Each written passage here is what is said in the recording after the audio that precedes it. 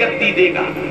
बालक क्षत्रिय का 3 हट बहुत ही प्रसिद्ध है हमारे यहाँ, बालहट, राजहट और स्त्री हट, ये 3 हट प्रसिद्ध है। बालहट तो महाराज ध्रुव ने की, जो ध्रुव लोक जैसा सिंहासन प्राप्त कर लिया, जिसका नारायण लोक में परिक्रमा लगाता है।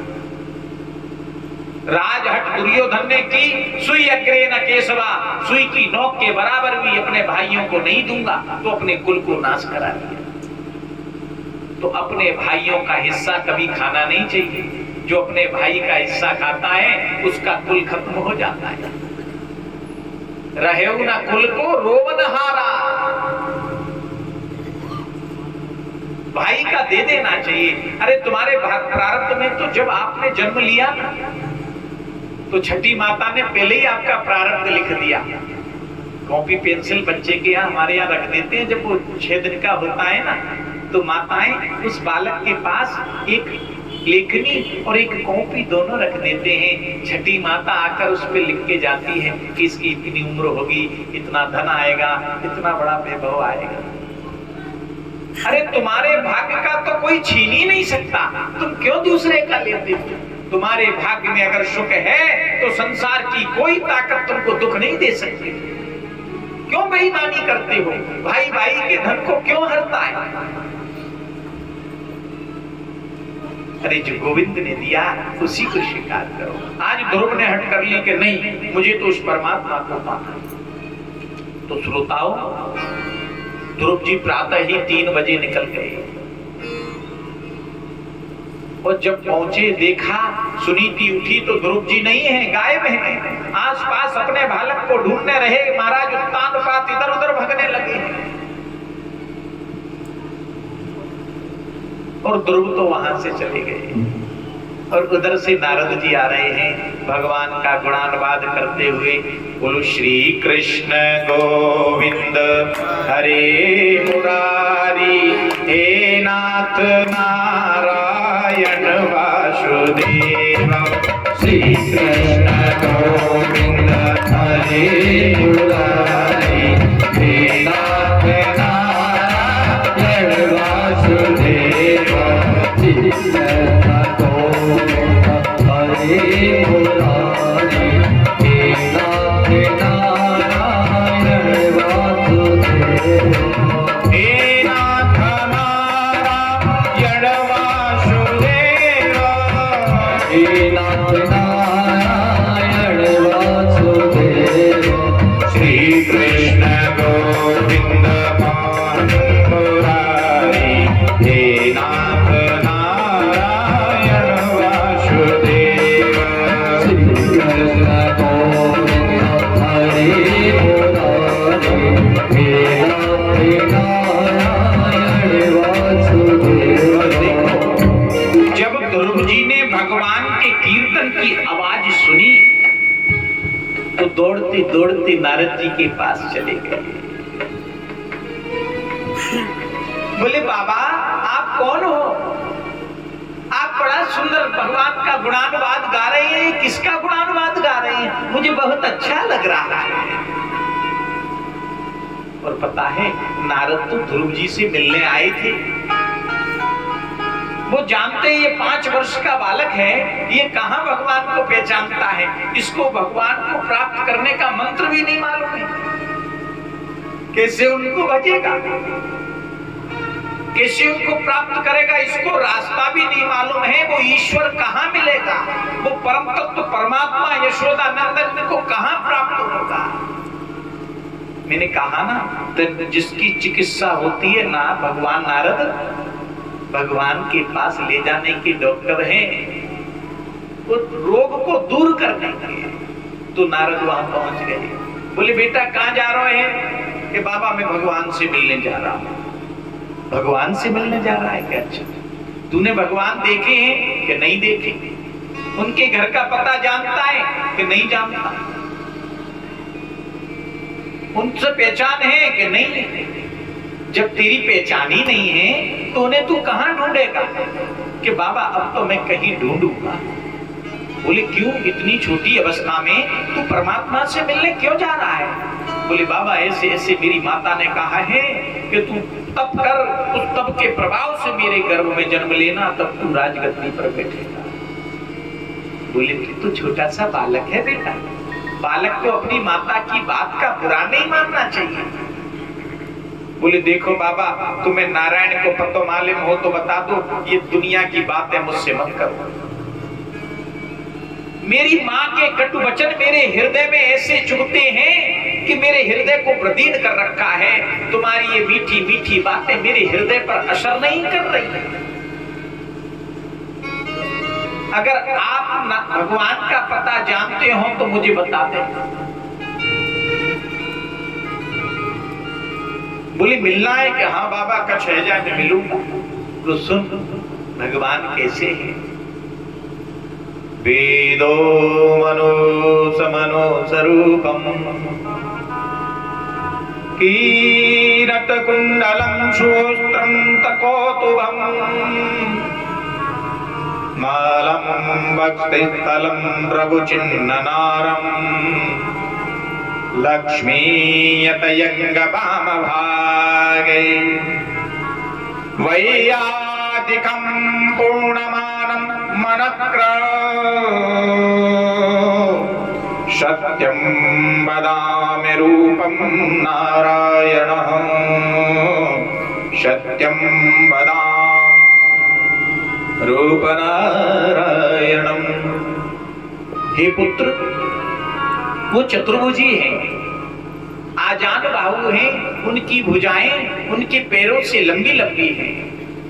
जिसकी भुजाएं घुटनों से लंबी हो वो देवतुल्य माना जाता है। हमारे पैर तो यहीं हाथ ही तक जाते, आजान बाहु है।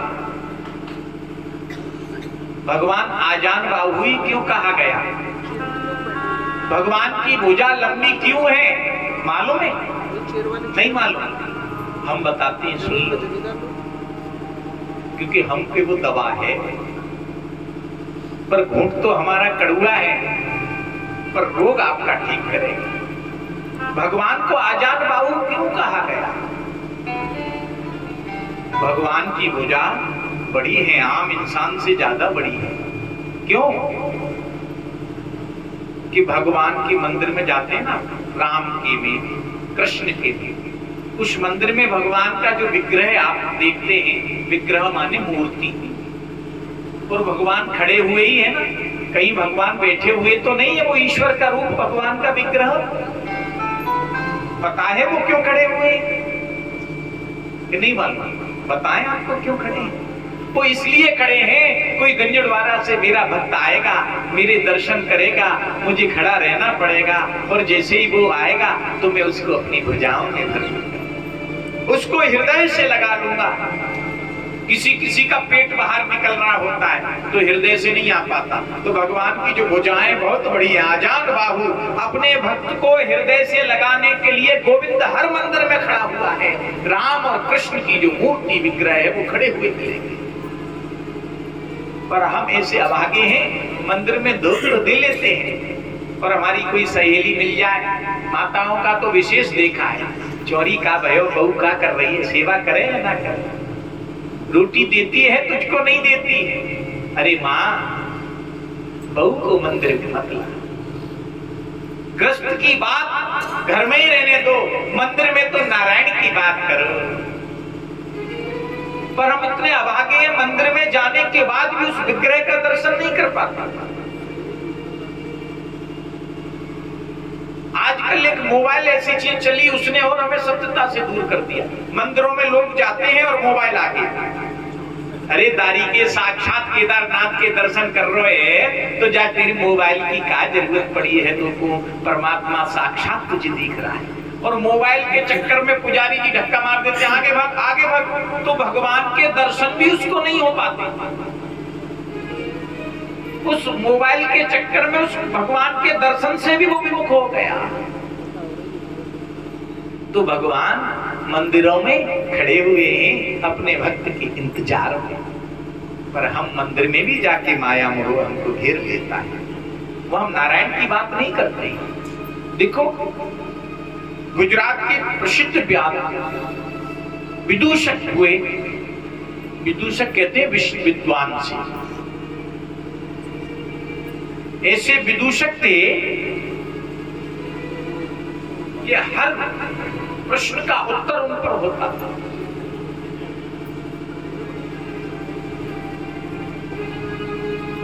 श्रोताओं,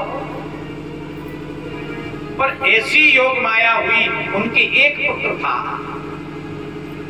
उसका नाम था सुदास। वृद्धावस्था हो गई। वृद्धावस्था देखो, 3 अवस्था है, ये तो सभी को मालूम है, बचपन, जवानी और बुढ़ापा, यही है ना। और सबसे जो सुंदर अवस्था है वो वृद्ध अवस्था है। बोले महाराज ये तो सबसे खराब है, तुम सुंदर कह रहे हो, घुटनों अलग दुखते हैं, चला जाता नहीं है, हाथ पैर अलग दुखते हैं, लाड़ी रोटी ना देवे, भोटिया मारे हैं, छोरा बात ना सुने। अरे यही तो अवस्था है जो आती है पर जाती नहीं। जवानी आएगी चली जाएगी, बचपन आएगा चला जाएगा, बुढ़ापा आकर जाता नहीं है। वो आपको परमात्मा से मिलाता है। सबसे जो सुंदर अवस्था है वो वृद्ध अवस्था है। कि बुढ़ापा आता है फिर दोबारा, वो आपकी मोहब्बत मृत्यु से कराता है, वो नारायण के पास ले जाता है। तो ध्यान रखो, बुढ़ापे का आनंद ले। जब आप पर वृद्ध अवस्था आ जाए तो समझ लेना कि ठाकुर जी की कृपा हो गई। गले में कंठी ले लेना और भगवान का बैठे ही बैठे गुणानुवाद करना। और एक मंत्र ध्यान रखना जो हम तुम्हें बता देते हैं, इस जीवा का स्वाद मार लेना। वृद्ध अवस्था बहुत अच्छी गुजर जाएगी। बहू कैसी भी सब्जी ला दे उसको खा लेना, अगर नमक भी ज्यादा हो फिर भी खा लेना, उसको भोजन को प्रसादी पा लेना। जब वो खाएगी, जब उसको नमक ज्यादा लगेगा, तब कहेगी मैंने कितनी बड़ी गलती कर दी, मेरी सासू ने इतना ही नमक खा लिया, मुझसे कुछ नहीं कहा। तो आपका मान उसके मान से बढ़ेगा, वो आपका सम्मान करेगी। और कहीं कलेश कर दी, कह रही कैसे ओछे घर की आई है, नमक डारे ना, सब्जी बनावो ना आवे, न्यो ना आवे तो तुम्हारो बुढ़ापो बिगड़ जाएगो। और बुढ़ापो बनानो है तो जीव का स्वाद मार लो, तुम्हारा वृद्ध अवस्था बड़ी अच्छी चली जाएगी। ये मूल मंत्र ध्यान रखना। जाने इस जीवा का स्वाद मार लिया ना, तो उसकी वृद्ध अवस्था बड़ी अच्छी जाती है। तो आज ध्रुव बार बार कह रहे हैं प्रभु मुझे तो उनसे मिलना है। बोले महाराज आपने रूप तो बता दिया, अब वो मिलेंगे कहाँ? बोले वृंदावन जाओ, वृंदावन में बंसी बट एक स्थान है, वहां आपको वो नारायण मिलेगा। और ध्रुव जी वृंदावन का रास्ते पर, आज नारद ने उनको लगा दिया, आज ध्रुव जी वृंदावन के रास्ते पे जा रहे हैं। और वृंदावन पहुंचे, बंसी बट पे गए और भगवान की दर्शन की समाधि लगा दी। देखो पहले महाध्रुव ने अन्न खाया एक समय, फल। दूसरे महा पेड़ों के पत्ते।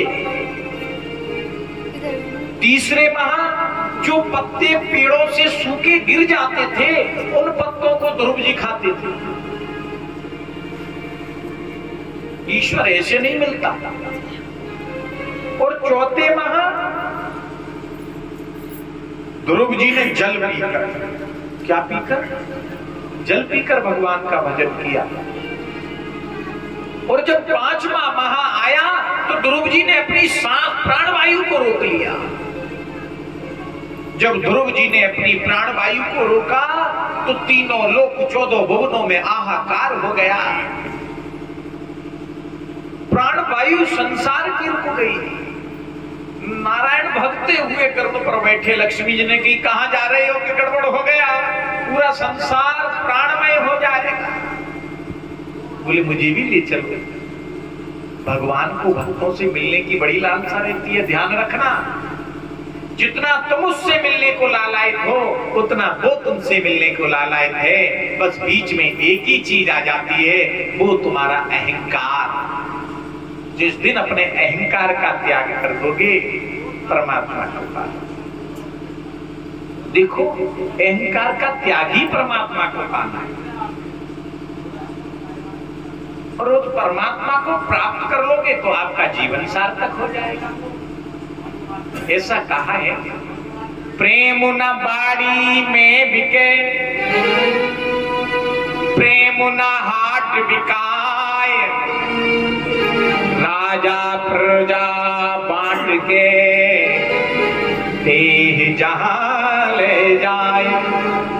प्रेम न बाड़ी में लगे, प्रेम के कहीं वृक्ष नहीं लगते हैं, कहीं बाग नहीं है प्रेम का। और ना प्रेम बाजार में मोल मिलता है, मोल भी नहीं मिलता प्रेम। प्रेम तो उस परमात्मा की भक्ति में मिलता है, जिसको जितनी प्राप्त होती है उसी को वो फूल मार ले। भगवान राम ने माता को नवता भक्ति सुनाई, सबरी को। श्रवणम कीर्तनम विष्णु स्मरणम पाद सेवनम अर्चनम बंदम दास्यम शांख आत्मनिवेदनम। ये 9 प्रकार की भक्ति है। कौन सी? प्रथम भक्ति कर, मेरे साथ, प्रथम भक्ति संतन कर संगा, दूसरी भक्त मम कथा प्रसंगा। भगवान की भक्ति देखो, संत समागम, हरि कथा, तुलसी दुर्लभ 2, सुत दारा और लक्ष्मी दालिद्री के भी हुए। संसार में ये 2 चीज दुर्लभ है, संत समागम और हरि कथा। एक तो भगवान की कथा और संतों का समागम, ये हर किसी को प्राप्त नहीं।